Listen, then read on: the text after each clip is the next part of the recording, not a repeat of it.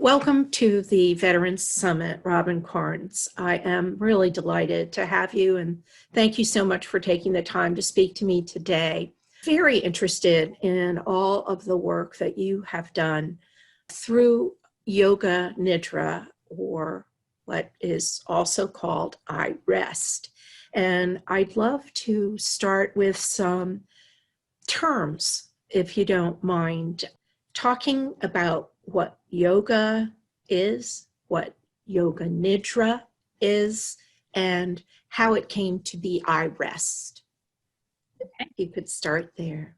Okay. Well, so there are as many different definitions of yoga and types of yoga out in the world as you can imagine. So I would say my understanding, okay, and I'm not a Sanskrit scholar. I'm not really a yogic scholar, because I'm a person, well, not that these would preclude one another, but I came to yoga and meditation because of my own trauma when I was a teenager. I didn't know to call it that then. Like lots of people don't know what to call what's going on in their nervous systems and in their lives. But that's what it was. And so I came to it from 100% practical, like I need help. And this was when I was 18. I'm now about to be 64. So this is well before yoga was as mainstream as it is now.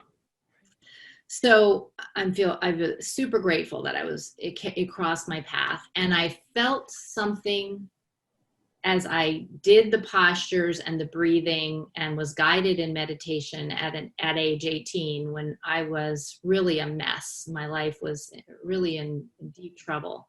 I felt something that I couldn't put words around, really, but I remember thinking, I don't know what the heck that was, but I know more of that, because it brought me a sense of peace and a sense of calm groundedness in myself, in my physiology, and in my mind, and in my heart, and that I hadn't felt in a really long time, probably since I was a little kid.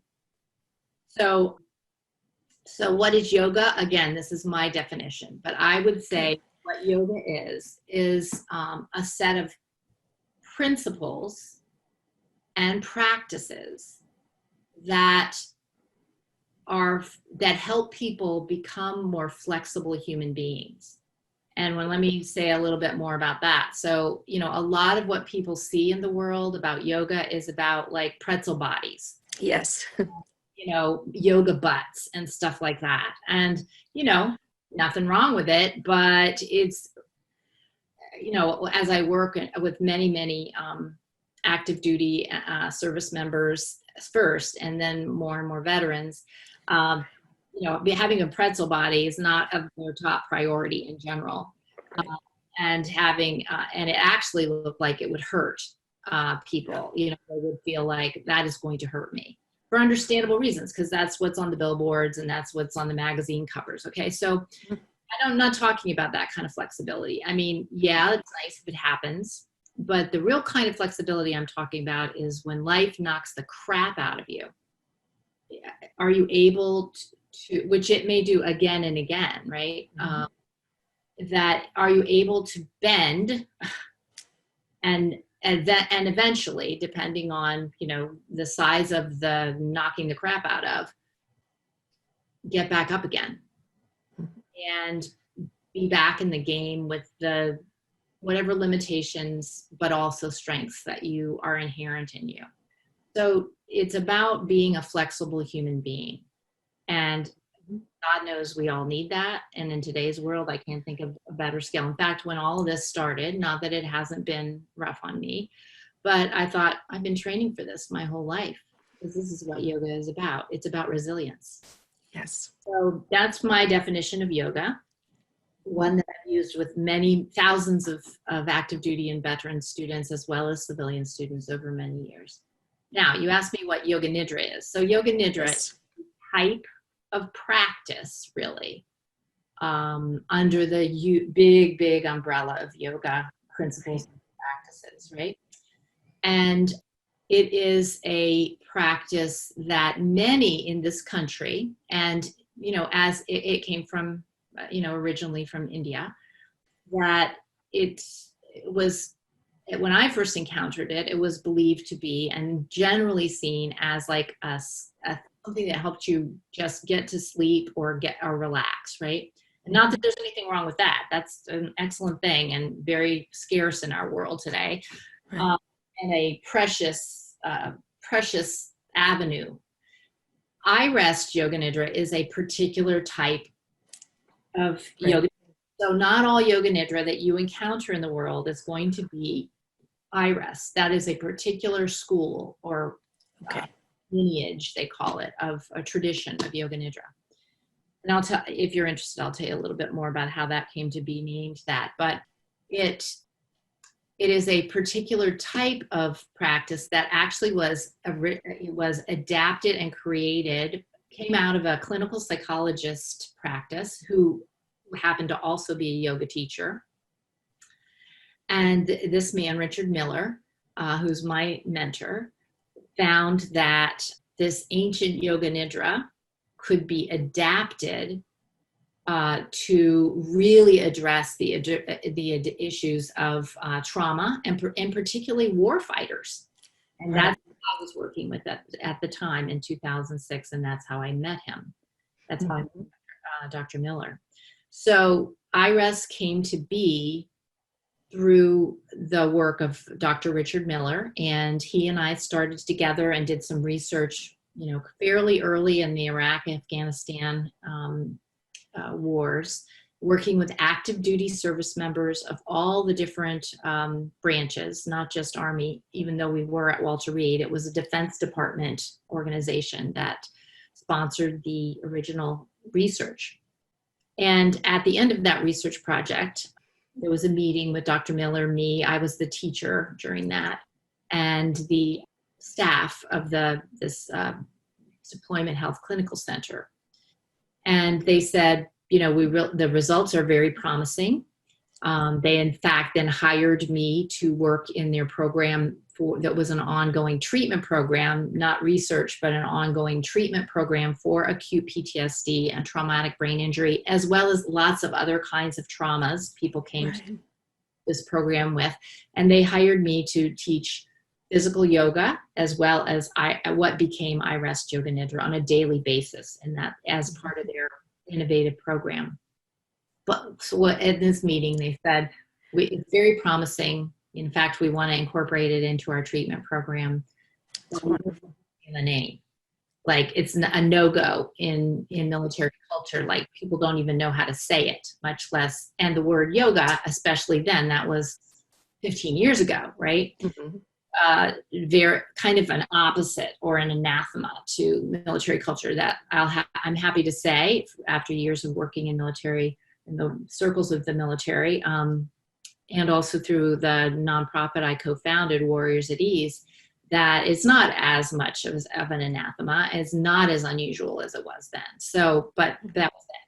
So anyway, Dr. Miller decided to change the name to be just something that was more, it didn't take away at all from the yogic traditions and the yogic teachings and the science upon which iRest Yoga Nidra, this form of Yoga Nidra was formulated, but it did sort of bring down the barriers. And really, in a way, that's been my work for these last 15 years, is bringing down the barriers between anybody, but definitely people in the military, and vets and their families that may have a sense of like, what in the world does that have to do with me?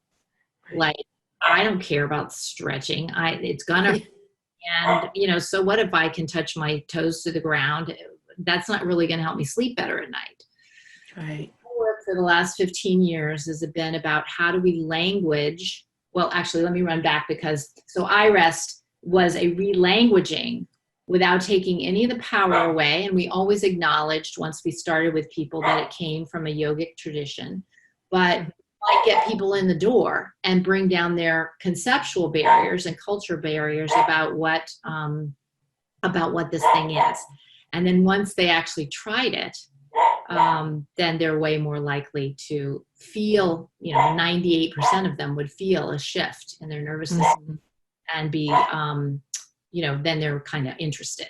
So I want to talk a little bit about that. That's one place that I will go, is that these teachings came out of a group of people, again, in a really, thousands of years ago, these original teachings that were like, being a human being is hard under the best of circumstances. And what can we do to help people, not just cope, but thrive and be resilient? That is, bounce back from really hard things that happen to them.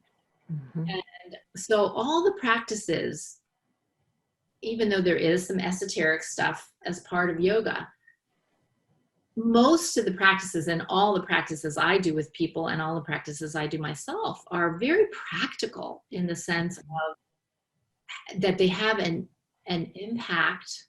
They're designed to have an impact on the human stress response.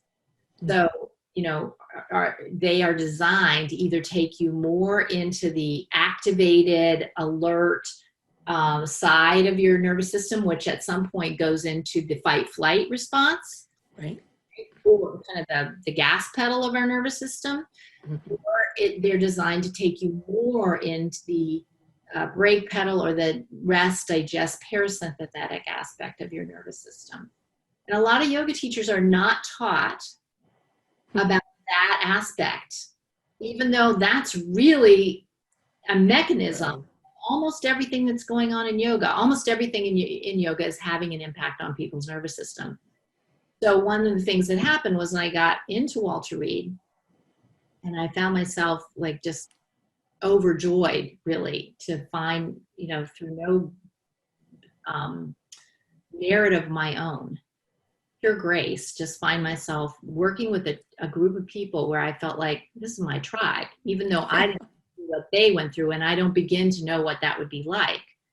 I know what it feels like to have my world blown apart and my body and my nervous system blown apart. And I know what it feels like to say, I'm not going to give up.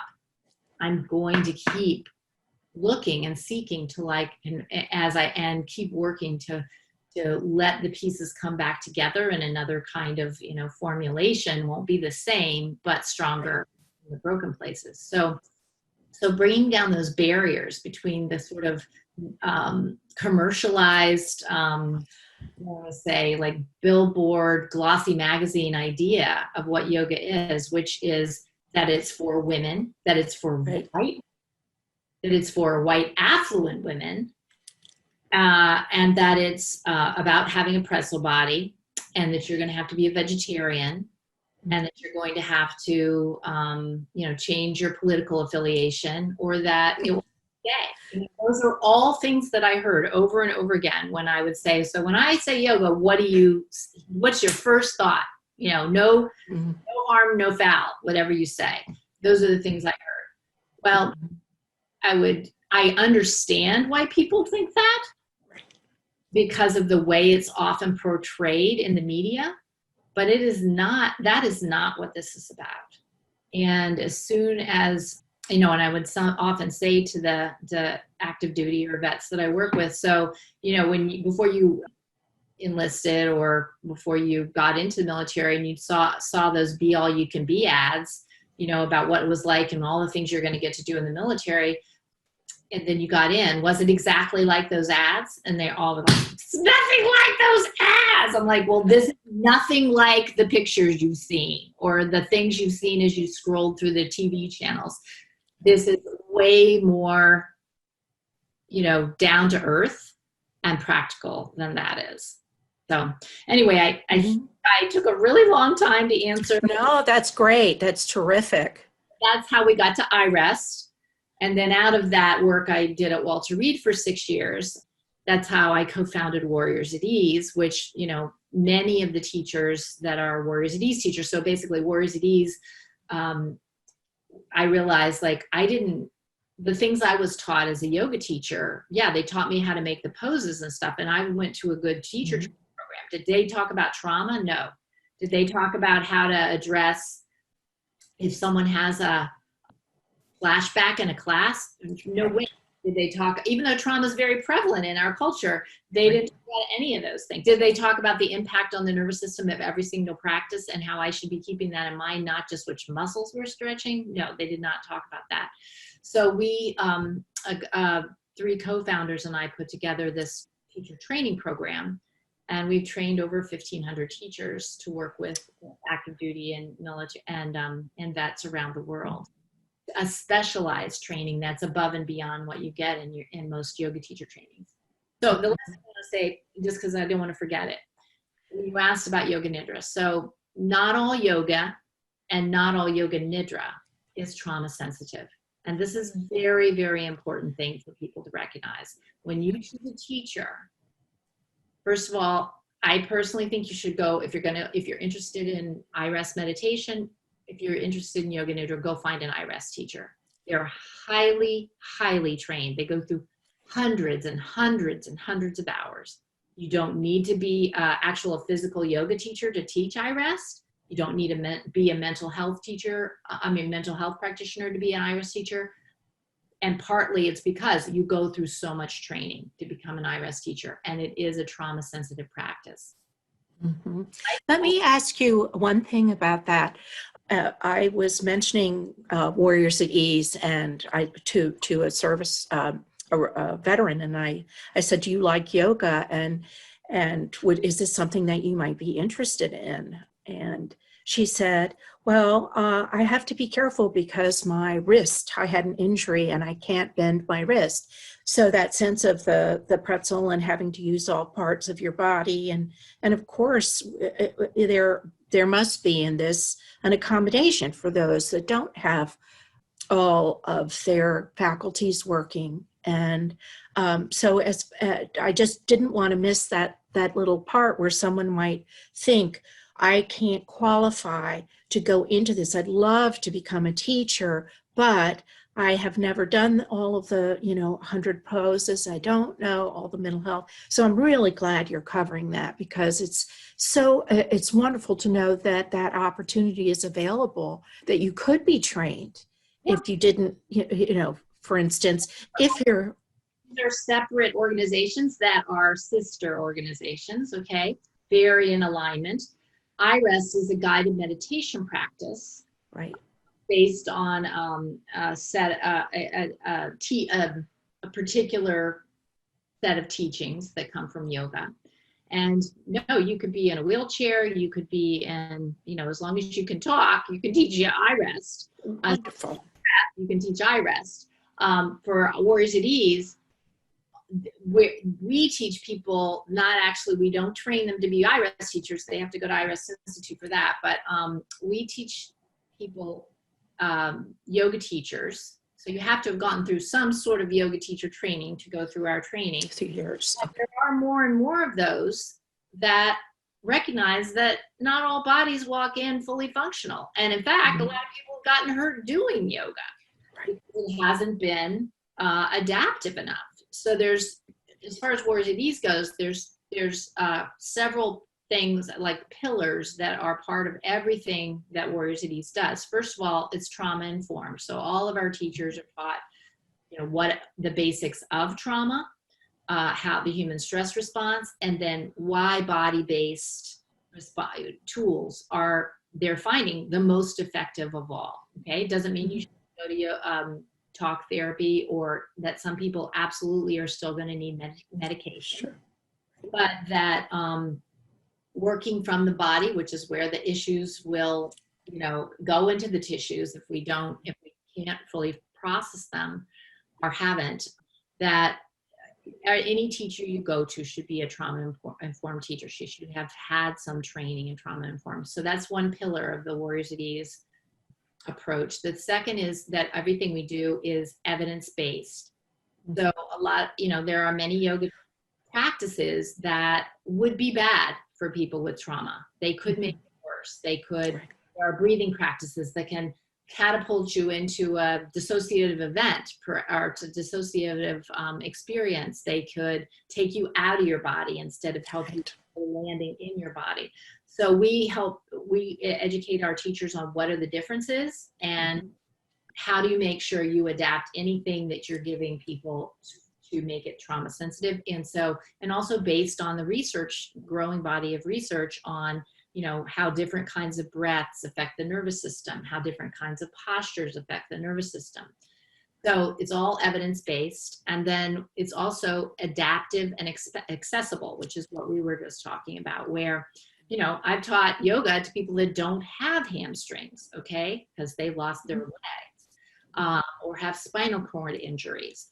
So we teach our teachers how to adapt and make these practices available to whatever body walks in.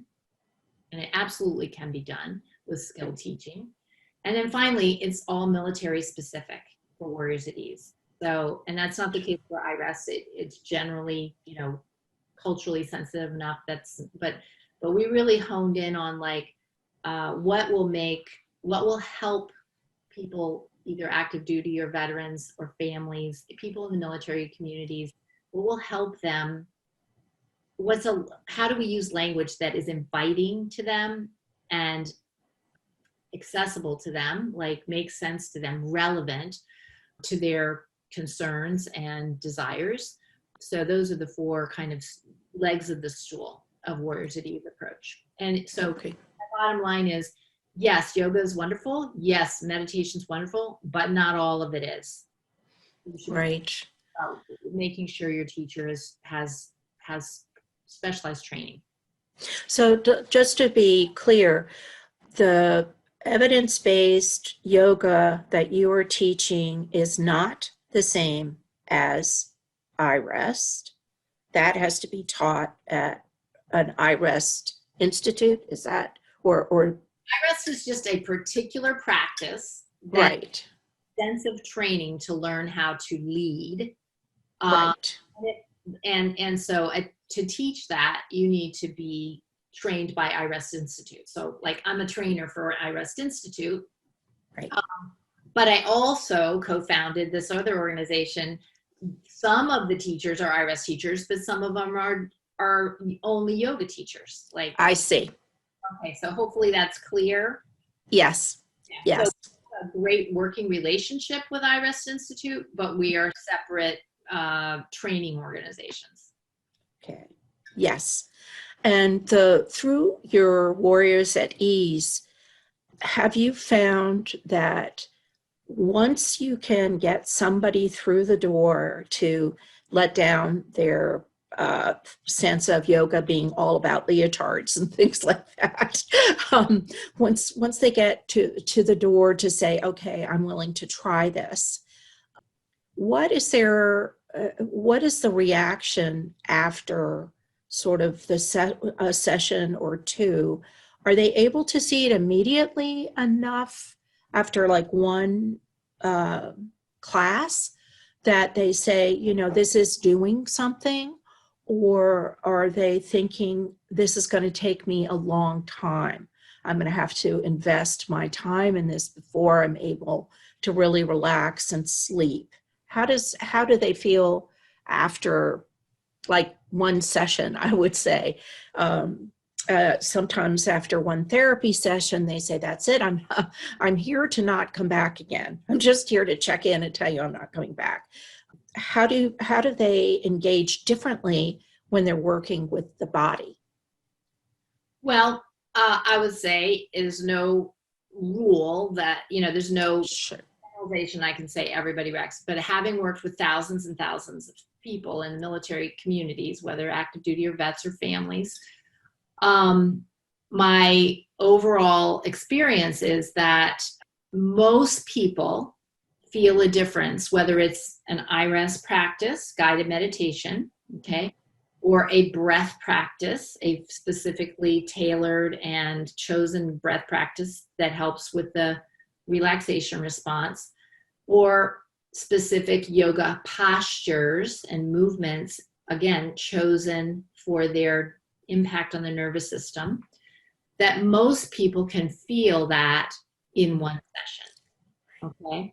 Now, I've had some people who have told me from the beginning, I haven't slept in years more than 2 hours a night. this absolutely isn't going to work for me. Kind of like, have at it, but I'm telling you, it ain't going to work. And so my response was, well, you're here, and this is what your group is doing, so if you're willing to just give it a go, there's no particular thing I'm trying to get you to do or feel, or any Kool-Aid I'm trying to get you to drink. Just see what it's like.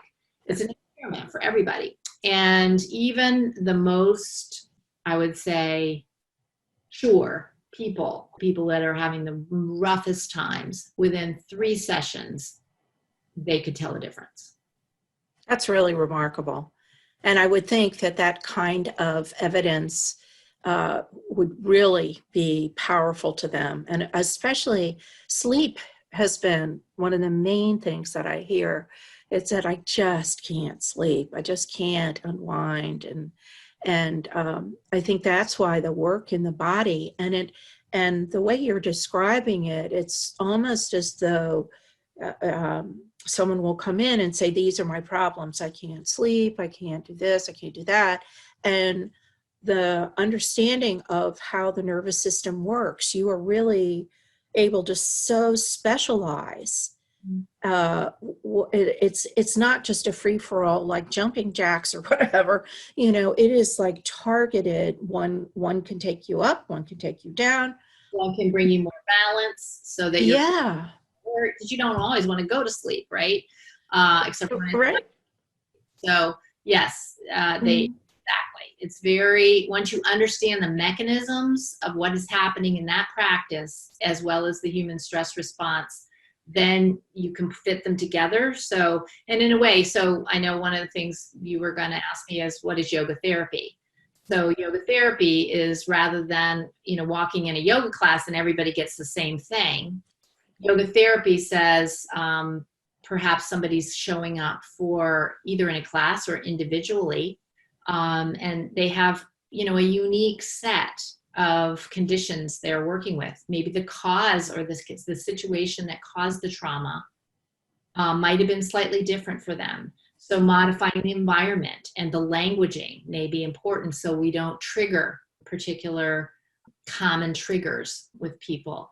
Maybe we avoid certain types of postures because of the physical, say for instance, in sexual trauma, that we would avoid certain types of postures, especially at the beginning, because we wouldn't want to trigger a traumatic response in somebody. So yoga therapy is, rather than you come to my class and today we're working on abs, I don't mean to be derisive of yoga. I know. Yeah. A lot of stuff going on out there, and a lot of good stuff. And the trainings are way better than when I was trained originally. But you're like, okay, well, let's do a whole class on things that help you go to sleep.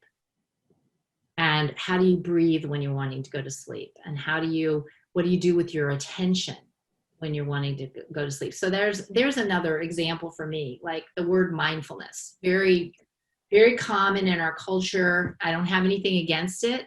I've just found that unless you're a part of the world that knows what mindfulness means, I could explain it 50 times and it still isn't going to make sense. Not because people aren't smart, but because it just doesn't, they don't have any context to make sense of it. And so what I talk about is train attention. How do you train attention? What happens when you have untrained attention? Well, it's like being dragged around by a giant dog all the time at the end of a lead, and you're getting bumped along to wherever that dog wants to go, because attention is very powerful. Well, what's it like if you become the person, the trainer, kind, benevolent, and firm, and persistent in like, oh no, we're not going over there. Oh no, we're not getting. Oh no, we're not rolling in that. We're not going to roll in that stinky stuff that you're going to have to get a bath, which you hate. Well, the same thing. The attention will gravitate, especially with PTSD. The attention will gravitate towards things in the past that we can't do anything about anymore. Not productive processing, and just make us feel horrible. And how do we train attention so that we can bring it back to right here, right now? Well, that's another thing that yogic tools are all about, is training attention to bring them right here, right now. Mm-hmm. That's something that I so love about this whole process is that it really helps to eliminate the sense of shame, that there's something wrong with me, that that I'm somehow weak or to blame. And it's like, no, you have a machine. You have a very finely tuned machine, and it's responding the way it needs to respond at the time to do what it was required to do. And maybe something happened when you were 5 years old and you didn't know how your body just did what it did to try to protect you. Now you're coming back and you're learning exactly all the roads and all the maps and all the paths. And you feel like, well, this is something that actually the educational part of understanding the nervous system and how it works makes you think, well, this isn't my fault. This is not something you can control without an understanding. It doesn't just like turn off. You have to understand it, and you have to help it reprogram. And that's something I'd love to understand more about is self-regulation. When somebody, let's say, is out at a restaurant and they get triggered and they want to get out of there, but they want to stay. How does this work help them? I would think breathing would be one kind of thing, but are there specific things that you can say, okay, this is what I recognize in my intellect and understanding what my body is doing right now. Do you get a sort of a distance from yourself where you can now say, this isn't really me, this is my system working, and now I need to know how to regulate what's coming up? Does that make sense? Yeah. Yeah, it totally makes sense. So self-regulation, the core part of why this is all valuable, right? There is a way in which we're training attention to notice sensations and feelings, okay, and to be very body-based. Now, most of our attention, whether we've had traumatic experiences or not, in our culture, we are all encouraged all the time to be in our heads, to be thinking, analyzing, using our intellect. If we just figure it out, and just tell her what to do, we'll be able to control it. Well, that is just patently 100% false. We cannot control our nervous systems through command. If we could, if there were a switch on our chest, the world would be in a completely different place and a lot better in terms of how people felt and treat each other. Right. The decisions and behaviors that occur from a regulated nervous system versus a dysregulated nervous system. So what continual practice, by the way, because that's, just like you can't just brush your teeth once and your teeth are not going to have cavities, right? You can't just go to the gym once. Like, you got to keep doing it. You don't have to do it a lot. You don't have to do it an hour and a half every day, but a little frequently is definitely required to help the nervous system shift into a healthy attunement and right balance, and then stay there most of the time, and then to bring it back when it's shifted out.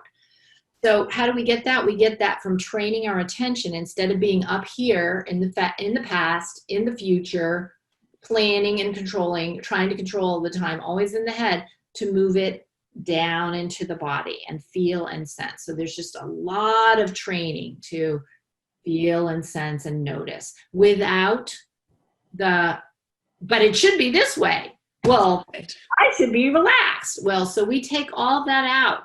You'll never hear, well, I would say you'll never hear from me. In general, the way we train teachers at Words at Ease and in the iRest training, we're not telling their body, relax.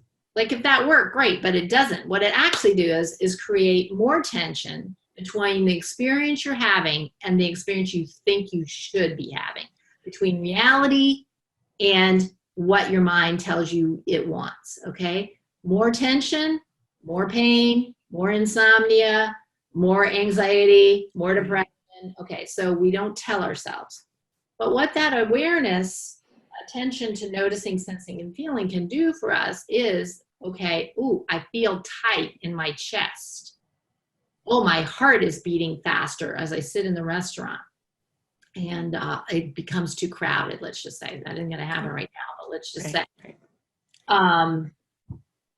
And I have a wave of feeling like I got to get the heck out of here. I can't, this is like, I feel endangered, right? So first of all, I notice what my body's doing.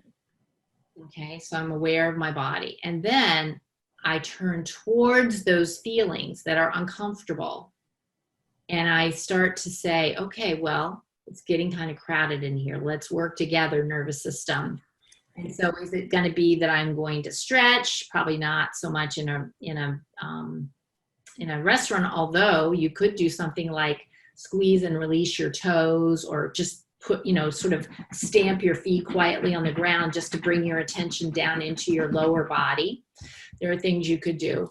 But probably if you're in a restaurant, those are going to be a little, you don't want to do things that are going to make you more self-conscious. So, then you can use your training. Okay, I'm going to focus on my breath. I'm going to pull my breath down into my lower abdomen instead of this type of breath. I'm going to, in iRest, there's this beautiful thing that is not in ancient Yoga Nidra, but brought in by Dr. Miller, something called an inner resource. The memory or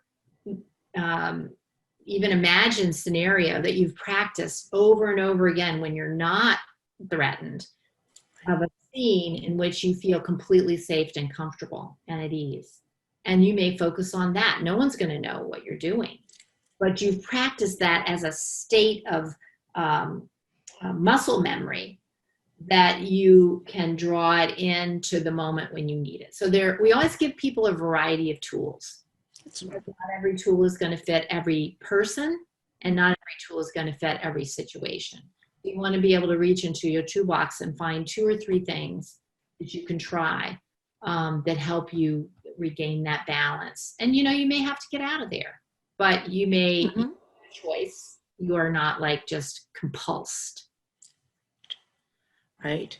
And having that sense of being able to be in control, to be safe with your body. I think that's one of the things that Dr. Bessel van der Kolk was talking about, why yoga is such a wonderful practice, is that it can very slowly, gently bring you back into your body and feeling safe and getting to know your body, that your body belongs to you. And I think that added understanding the nervous system helps you on top of that to say, oh, all of these things are me, and they're working together to try to take care of me, and they're on my side.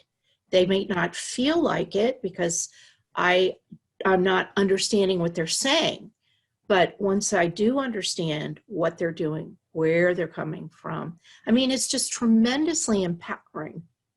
I would think for anybody who feels that sense of anxiety and being out of control, to be able to feel like, wow, I can learn tools that I can do myself, and I can bring myself back into control so that I don't isolate or feel afraid that if I go out, I'm not going to be able to do this. I'm going to freak out and be embarrassed. And what you're helping them to understand is, no, you can drive this machine effectively, and you can get your life back.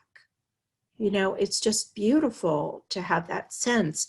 And we've talked a lot about the nervous system and further, I would just like to tweak a little bit or just fine tune a little bit what you say. So it would be inaccurate in my experience to give the idea that even though I totally understand why you're using that analogy or metaphor of using the metaphor of a machine, because there's a mechanism that works, that is play here. And but this idea that we can drive it, I would say it's more, in my experience, and as I say, I am a trauma survivor as well, right? And I still live with the nervous system even after all these years of teaching and of practicing. I still have to be very attuned. Like sleeping is not something that just like I can just I can just assume it's going to happen when I go to bed. I get in phases where it's very good, and then I go through phases if I'm in a lot of stress. That's one of the first things that'll go for me. So I want to just say that one of the big, we live in and this is, I totally get where you're coming from. And that one of the great gifts of the yogic teachings is this idea that the heart is our most important brain. That it's so much really about making friends with what is. Right. That sounds like it sucks if what is sucks at that time. I've heard many Marines say, embrace the suck. The suck. Right. Okay, right? So that is at the bottom of this. What is going on is like, so I may not ever have a back that doesn't hurt some of the time, or a hip. I may not ever have a sleep capacity that's just, no matter what I've been doing and no matter what time I go to bed, I just go to sleep. I'm probably always going to be working with this the rest of my life. And how I work with it, the more I work with it, and I'm not perfect at this point for sure, is as kind and as patient and as friendly as I can be. Because if I go into this thinking, I'm going to learn to control this whole thing. Yes. That is just not a promise that I can make to my students. It is not a promise yoga can make to anybody. There is no such thing. And in fact, it's just the opposite.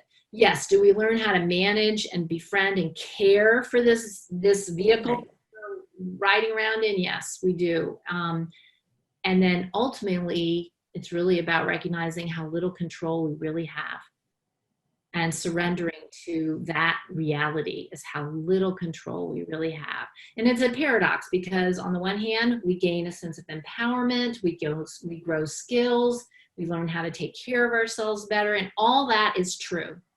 And at the same time, I cannot control, I cannot drive what this body, mind, spirit does, nor can I at all drive what life is going to bring it around the corner, right? Thank you for that. That's really important, and you're correct. And absolutely, I did not mean to give that. Never present this sort of like, and I'd be really careful in the very first session and to remind people over and over again, this is not a magic pill. If it were, I'd be the richest person on earth, and if it were, everybody on earth would already know all this stuff. This is about living with life as it is. Mm-hmm. In a way that creates as little suffering when the pain comes along, right? Right. That has so much to do with how we cultivate what's in our hearts. Mm-hmm. Thank you for that distinction. I did not, and I do not want to come across as saying, okay, you're going to dominate, you're going to. But I want to just make that clear, because. Thank you. Yes, it's really an important distinction.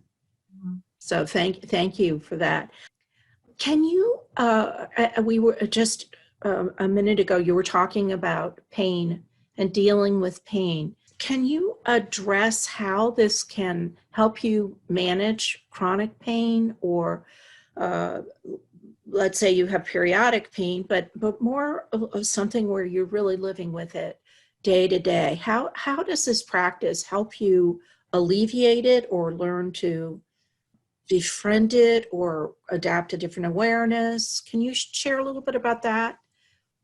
Sure. And I do live with chronic pain. And I certainly have worked with many in military communities who do. It's because of the nature of the work.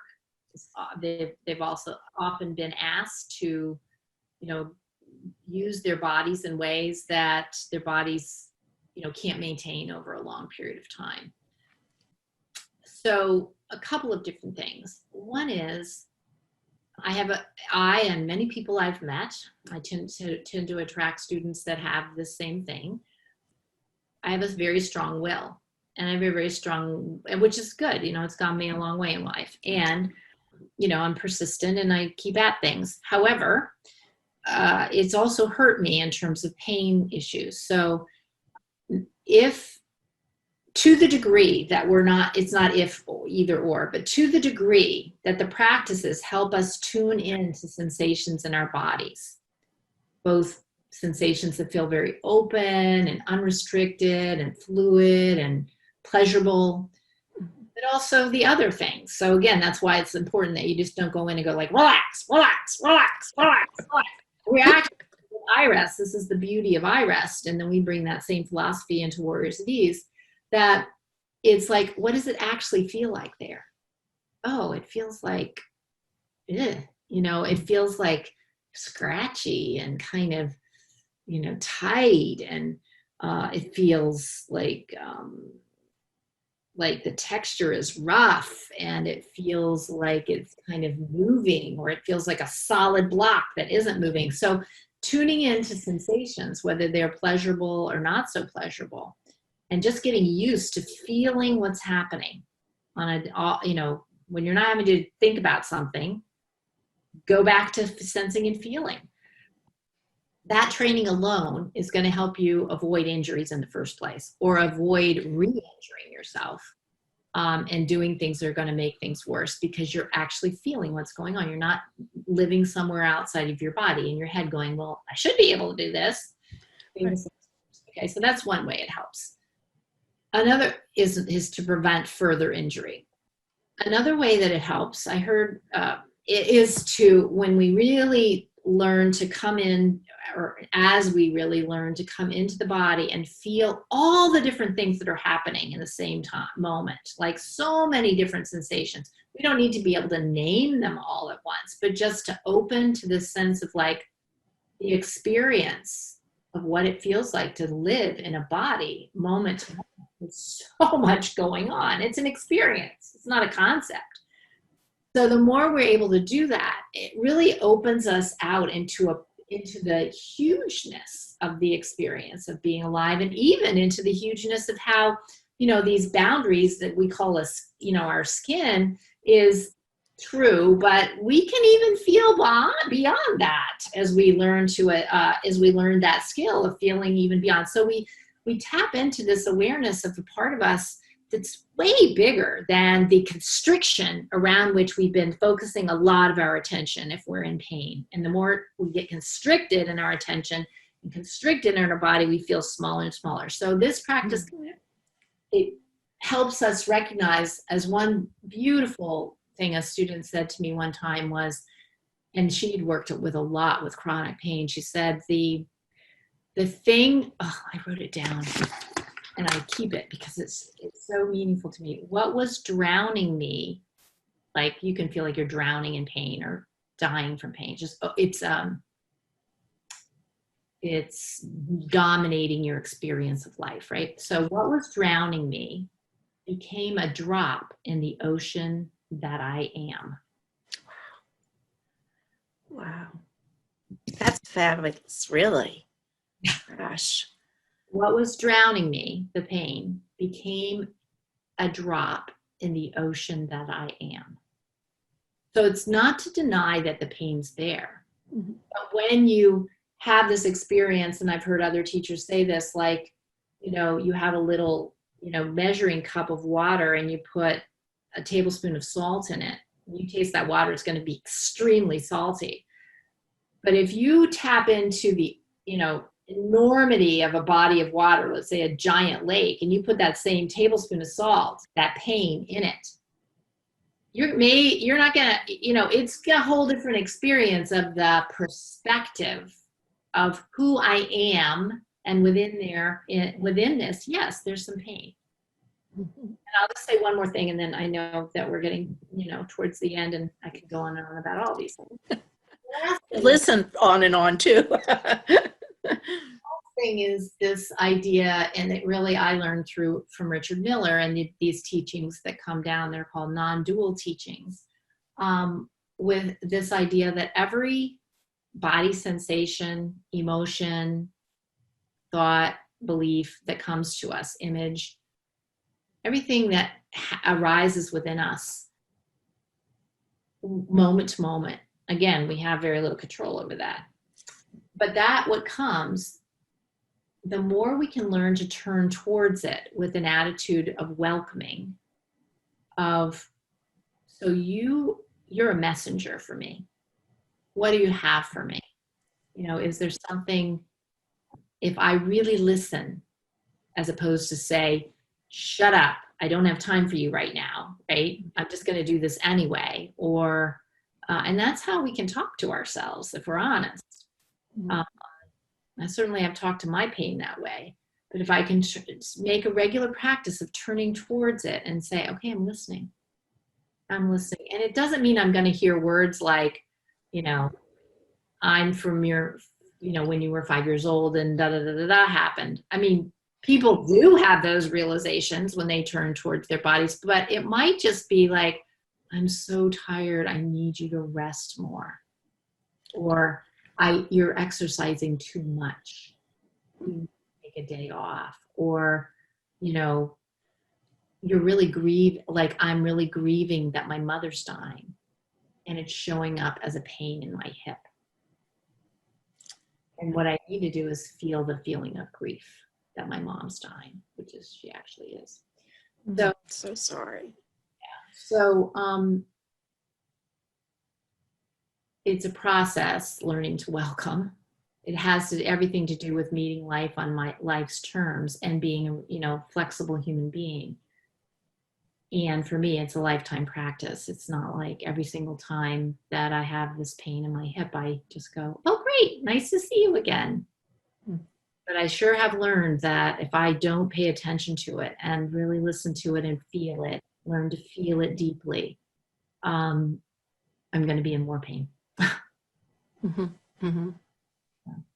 It's going to want to shout out and get your attention. Yeah. As we're getting close here to the end, is there one particular thing that you would say? I think of somebody in this summit that might be coming to listen to any one of these interviews, and maybe they've been on their own, struggling and not talking to anybody and feeling like it's just the end, that they aren't sure they can make it another day.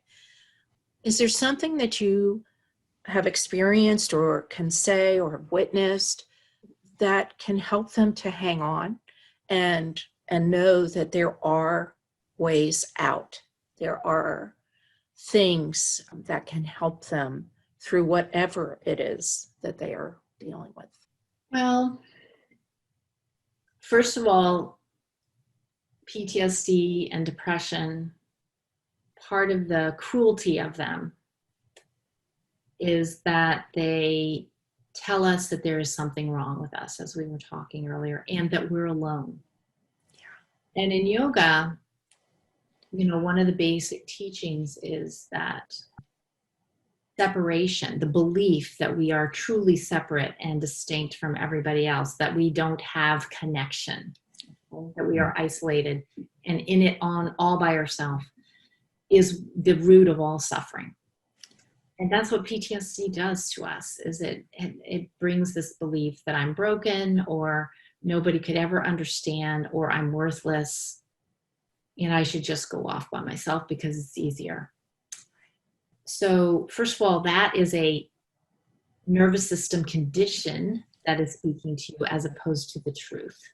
Right. And even though you may have, because of your condition or the state of your life through no fault of your own, maybe you don't have a lot of relationships right now.